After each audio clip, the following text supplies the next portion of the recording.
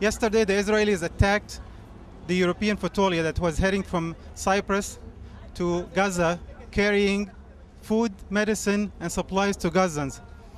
Since that attack, 19 people died, 26 injured. Most of them are Turkish humanitarian workers. Many protests have taken place around the world, including the US. We're here in Phoenix, Arizona, to cover this protest that taken place 24 hours after the attack. These people are outraged and they're here to express themselves. All I can say is that not every Jew supports Israel.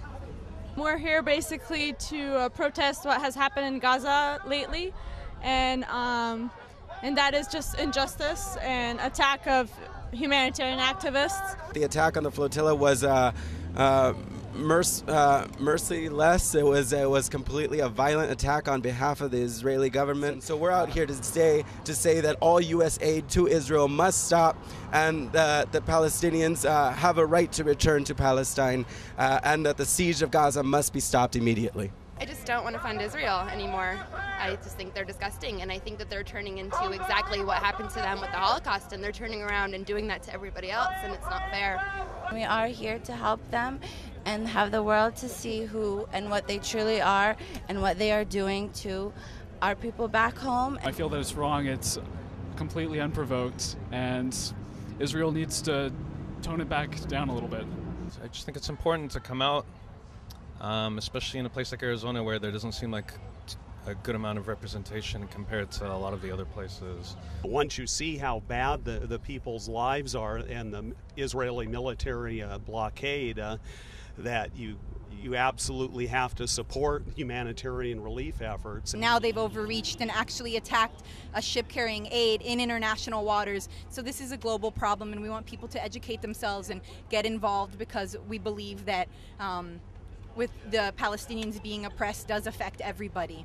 It's very frustrating to watch and to realize that it's a sort of a brainwashing, and it's just difficult to hear and to have a voice.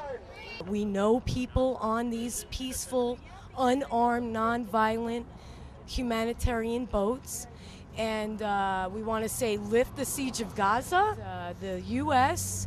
as well as the EU and the international community needs to condemn this as a war crime.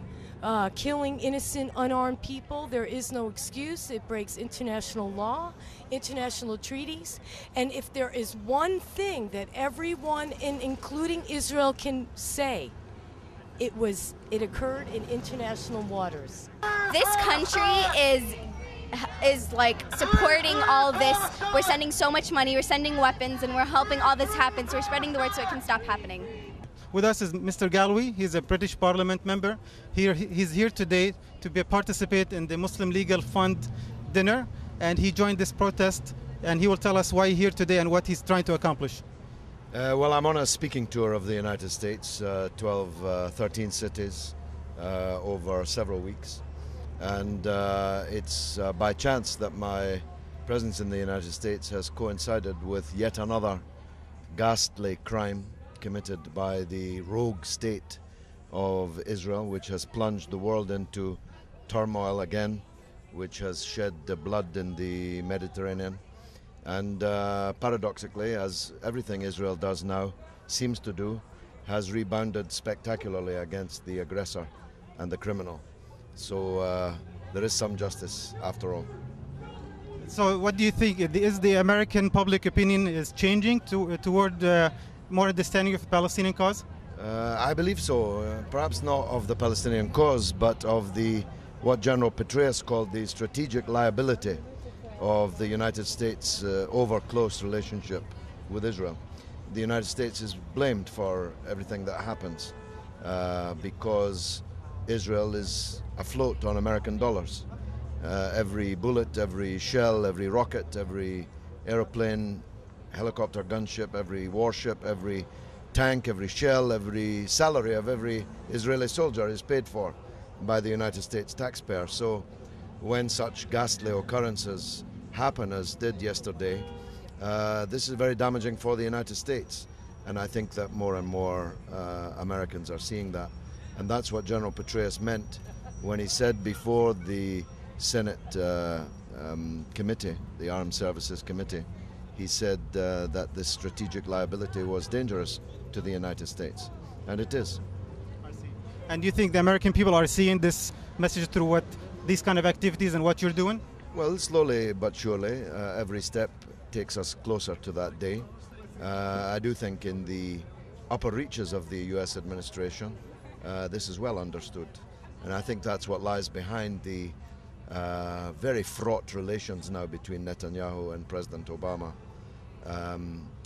Everything that they've done, the attack on Lebanon in 2006, the attack on Gaza over Christmas, New Year 2008-9, the murder of the Palestinian official in Dubai using stolen passports from friendly countries, the humiliation of Vice President Biden on his visit to Israel, humiliation of UN Secretary General Ban Ki-moon when he was left standing at the airport in Tel Aviv with no one to receive him, and now this.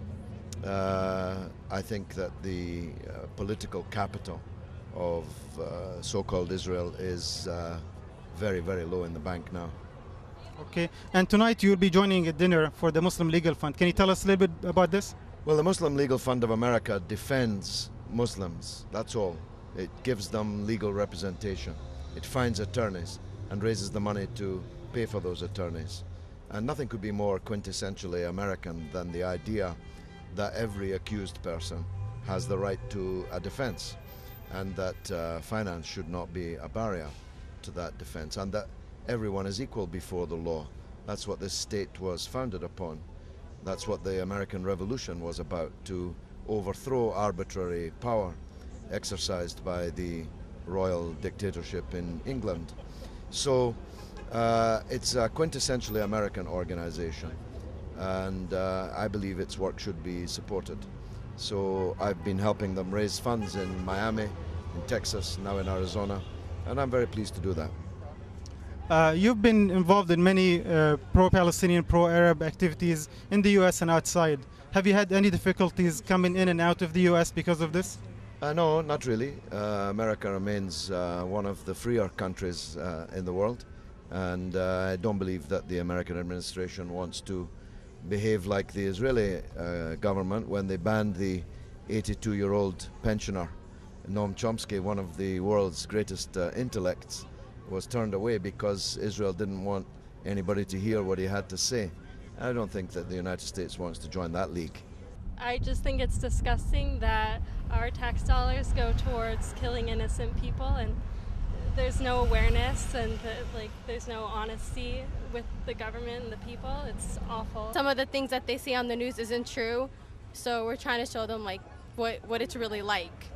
The illegal assault last night on a Turkish ship carrying humanitarian supplies to Gaza in international waters. What other country would get away with killing, with illegally taking over a ship in international waters, killing people aboard it, and then not revealing the names of the people who were killed? I expect that the Americans will hear about what is going on in Palestine and the Middle East. This is an unprecedented violation of the international law by basically kidnapping the people going to Gaza.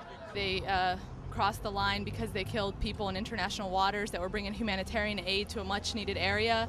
And this shows that Israel has no boundaries. They'll kill unarmed women, children, and people that are bringing humanitarian aid, unarmed people. So we all have to fear. I'm here in support to free Palestine, not only to take the siege off of Gaza, but to free all of Palestine and to let all the Palestinians go back to their homes. I hope that the American people are aware of what is happening in Palestine and Israel, and so I think events like this will help them be aware of it. Well, we have interviewed a number of people today, and we listened to their views and comments and their feelings and expression of why they're here today, what they're trying to pass to the American public. This was their views and their expressions and feelings, and we hope that we pass the message of the American people here in Phoenix, Arizona.